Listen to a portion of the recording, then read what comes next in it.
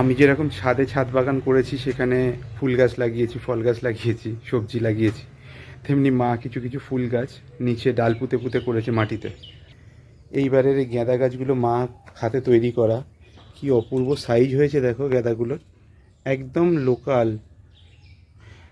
গাঁদার ডাল এনে সেগুলো পুঁতে দিয়েছিল। খুব সুন্দর সুন্দর সাইজ হয়েছে। আমার তো এত সুন্দর দেখতে লাগছে। ওপরেগুলো এখনও ফোটা শুরু হয়নি, নিচেরগুলো অনেক দিন ধরেই ফুটে গেছে। এইখানটা কয়েকটা বসিয়েছিল,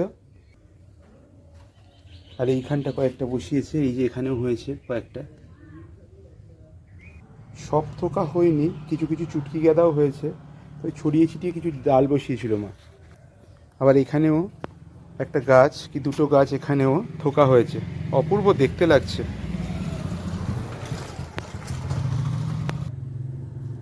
মা প্রতি বছর এরকম করে কিছু গাঁদা গাছ লাগিয়ে দেয়, তাতে ফুলও হয় খুব সুন্দর।